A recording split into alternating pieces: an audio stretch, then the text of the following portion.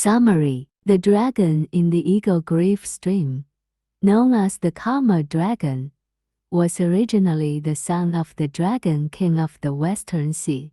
He committed a grave crime against the heavenly court and was saved by the Bodhisattva, who ordered him to wait for the arrival of the pilgrim to the west. The Karma Dragon mistakenly consumed Tang Sanzang's white horse, which led to a dispute with Sun Wukong. To resolve the conflict, Jintou Jiedi invited Guanyin Bodhisattva, who transformed the Karma Dragon into a precious horse that would accompany Tang Sanzang on his journey to the west to obtain the scriptures. The story goes that Tang Sanzang Mount was swallowed by the dragon in the Eagle Grief ravine, and Sun Wukong went in pursuit. As for the dragon, it was lying at the bottom of the ravine, quietly nurturing its essence. Sun Wukong stood on the bank and shouted insults loudly, which infuriated the dragon, causing it to surge up to the surface. Sun Wukong shouted loudly, "Give me back my horse," and swung his staff towards the dragon's head. The dragon also fiercely attacked, showing its teeth and claws. After a long battle, the dragon's strength waned, and it realized it was no match for Sun Wukong. It turned and fled. Sun Wukong took a step forward, muttering, "I told you to hide. Let's see where you can hide now." He used his incredible magic, which could overturn the rivers and seas, stirring the waters of Eagle Grief Creek into turmoil. The dragon was stirred up by this and had nowhere to hide. He felt both anxious and annoyed. He thought to himself, "This is a series of unfortunate events. I had just escaped my celestial punishment, and now I've encountered this troublemaker." So, he had no choice but to emerge once more. Wukong said, "Quickly return my horse, and I'll let you go in peace." The dragon retorted, "Once it's swallowed, how can I regurgitate it? I won't return it to you. Let's see what you can do." After cursing, the dragon transformed into a water snake and slipped into a grassy nest. Wukong frantically rummaged around inside the grassy nest but couldn't find Karma Dragon. He was furious and his temper flared like an erupting volcano. Chanting Om, the local earth deity and mountain spirit swiftly emerged. Wukong asked about the origin of the Karma Dragon, and the two deities replied, "This Karma Dragon was originally saved by the Bodhisattva to wait here for the pilgrim seeking the scriptures. How did it clash with the great sage?" Wukong explained the incident of the Karma Dragon swallowing the horse, and the two deities asked Wukong to go find the Bodhisattva to help subdue the Karma Dragon. Wukong came back and met his master. Tripitaka said, "You are going to find the Bodhisattva. How long will it take for you to come back? How can I, a poor monk, endure hunger and cold?" The golden head in the dark sky revealed the truth and said, "Great sage, let's go and invite the little gods." Wukong was overjoyed. "Go quickly, go quickly. You are ready." The golden-headed monk flew to the purple bamboo forest of Luoyang Mountain on a cloud and met Haiyan first. Haiyan brought him to see the Bodhisattva. After hearing what happened, the Bodhisattva said, "This Karma Dragon was originally the son of Zihai. He committed a capital crime just for setting fire to the pearl in the palace. It was I who begged the Jade Emperor to let him be given to Tang Monk.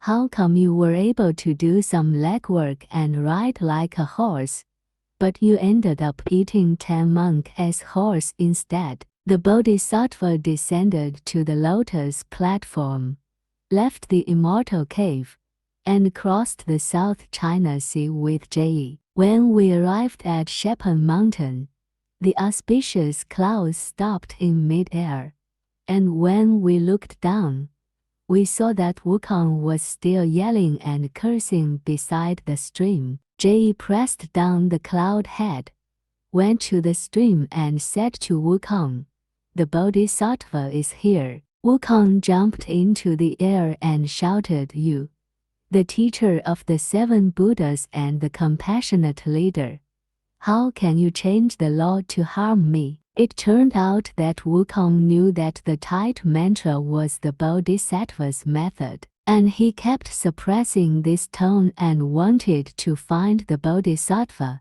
settlement of accounts. The Bodhisattva shouted, "You bold monkey! Instead of saying thank you for my life, you came and shouted at me. I won't restrain you. If you get into trouble again, who can take care of it? Only with this tight spell can you be willing to join me, the door to yoga." Kong had nothing to say, and said unconvinced, "That's all. It's unlucky for me. Old grandson, why did you send the guilty karma dragon here to become a spirit? This is to allow evil people to do evil, which is too unkind." The Bodhisattva smiled slightly. "Tang monk must have this dragon horse to go to the west to obtain scriptures." The Bodhisattva called Jiedi and gave a few instructions in a low voice. Jiedi came to the stream and called out, "Ouran, 3rd Prince of the Dragon King, come out. There is Nanhai Bodhisattva here." After calling 3 times in a row, the dragon leaped over the waves and jumped out of the water. The prince stepped on the clouds and bowed to the Bodhisattva in the air. "The Bodhisattva saved my life. I have been waiting here for the Buddhist monk, but I haven't heard from him at all." The Bodhisattva pointed at Wukong and said, "This is the great disciple of the Buddhist monk." Wukong curled his lips and said, "You can't see Mount Tai if you have eyes." Karma Dragon argued, "You scolded and beat me. When did you say the word learn from the scriptures?" The two started to argue again, but the Bodhisattva was busy drinking. The Bodhisattva said to Wukong, "There are still people who want to surrender in front of me. You only need to say the word fetching sutras first. You don't need to worry about it, and you will avoid trouble." Wukong was happy to learn the lesson, and stepped forward to pat Yelong. "My grandson is born with a bad temper. Don't care about me." Karma Dragon was naturally not angry anymore. The Bodhisattva stepped forward and took off the pearl from the neck of the dragon. The Bodhisattva took a willow branch, dipped some nectar into the pure vase in his hand, and sprinkled it on the body of the Karma Dragon, blowing the fairy air and shouting "Change." Karma Dragon immediately turned into the original horse. The Bodhisattva ordered, "You have to work hard. After you succeed, I will return you a golden body." Karma Dragon held the crossbone in his mouth and nodded repeatedly. The Bodhisattva then gave instructions to Wukong. Wukong first said, "The road to the west is so difficult and full of hardships and disasters. My grandson's life is not guaranteed. I will not go there if I can achieve any good results." The Bodhisattva comforted him and said, "Don't worry. If you come to a time when you are hurting your body and suffering, I promise you to call the heavens and the earth to respond. When it is difficult to escape, I will personally come to save you." The Bodhisattva asked Wukong to come closer, plucked a 3-leaf willow leaf, and put it on the back of Wukong's head. Then he pointed at the willow leaf and said change, and the leaf immediately turned into 3 life-saving hairs. The Bodhisattva warned, if you are in an emergency, I can adapt to the situation and save your life. When Wukong saw how considerate the Bodhisattva was, he thanked him for his great kindness and compassion. After the Bodhisattva finished explaining everything, he returned to Putuo with the fragrant wind lingering and the colorful mist floating. Wukong took the dragon horse's Ding Chong, pushed down the cloud head, and came to see his master Sanzang. Sanzang said happily, "Apprentice,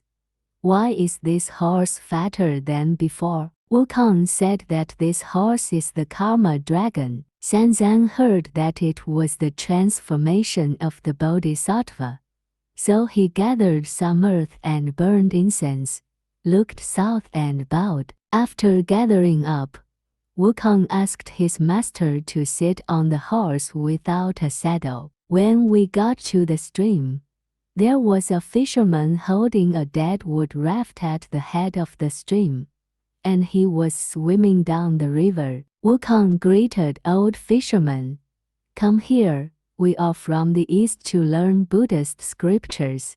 Come and ferry us across the river." 渔恩赶紧靠过筏子来，悟空扶师傅在筏子上坐稳。The raft was like wind and arrow, and it reached the other shore in a short while. Sanzang took out a few coins from the Tang dynasty and gave them to the old fisherman, but the old fisherman refused to accept them life or death. The old fisherman helped the raft away. Sanzang shouted again, but Wukong stopped him. "Master, you don't recognize him. He is the water god in the stream. If you don't come to see me off, I will beat him and give him money." Sanzang was doubtful, and Wukong was impatient to continue. The master and disciple went straight to the road. Unconsciously, it was getting late and the red sun was setting in the west. The master and his disciples came to stay in a temple. There were 3 big characters on the door. Lish Temple. An old man from the temple came to greet him, and Sanzang returned the gift. While drinking tea, the old man introduced that this is the border of Xifanhagia.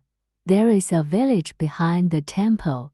On the days of spring plowing, summer plowing, autumn harvest and winter storage, they come here to offer sacrifices. While the old man was chatting with Sanzang, Wukong caught a glimpse of a piece of clothing rope under the eaves. He walked over and broke it, tying the horse's legs. The old man smiled and said, "Why doesn't this horse have a saddle and bridle? Where did it get stolen?" Wukong became angry and cursed, "You old man, you don't know what to say. We are holy monks who worship Buddha. How can we steal horses?" Sanzang saw that Wukong spoke rudely, so he stood up and apologized to the old man, and told the origin of the horse. The old man was not angry and said, "Old man is just joking. Who would have thought that the master has admitted the truth? I have a good saddle and bridle here. Which is my favorite? The Bodhisattva can even save the dragon. I am willing to give it to you. I hope you will accept it." Sanzang was grateful, and the old man ordered the boy to prepare dinner. Early the next morning, the master and apprentice set out. Wukong said to the master, "Master, the old man promised to give us saddles and bridles. If he wants it, don't spare him." As soon as he finished speaking, the old man came out to see Sanzang with a saddle, bridle and other things for the horse. Sanzang accepted it happily and asked Wukong to put it on the horse to see if it would work. Wukong picked them up one by one, and they were indeed treasures. Putting it on the horse, it was as if he was doing it in comparison, and Wukong couldn't stop sighing with joy. The old man took out another whip and offered it to Sanzang. The whip has a fragrant cane handle with a thin skin and a knotted tip made of tiger tendon silk. When Sanzang wanted to thank him, he disappeared in the blink of an eye. Looking at the leash temple again, there was no trace left except a piece of bare land, but a voice came from mid-air. Holy monk, I am the mountain god and land of Luoya Mountain. The Bodhisattva sent me to deliver saddles and bridles to you. You must work hard to travel westward and don't neglect it. Sanzang was so panicked that he called out to the sky countless times. It made Wukong stagger with laughter. Sanzang said angrily, "What's the point of smiling like this and not even paying homage to me?" Wukong said, "Old Sun has been a good man since he was a child. He doesn't know how to worship people. Even the Jade Emperor and the Supreme Lord. I, too, am just a good man." Sanzang had already known the monkey's temper along the way, so he said nothing and mounted his horse. In early spring, the grass and trees had sprouted, and the willow leaves were blooming a little. The master and the disciples came to a temple and saw that the temple was layered on top of each other and was very majestic. Tang monk got off his horse, and the monk walked out of the door. He saluted Sanzang and asked where the visitor was. After explaining the reason, the monk introduced Tripitaka into the temple. Wukong led his horse to follow. When the monk saw Wukong's appearance, he was frightened and asked Sanzang in a trembling voice, "You are so gentle. How can you walk with such an ugly person?" Sanzang said, "Be quiet and don't offend him. He is my disciple.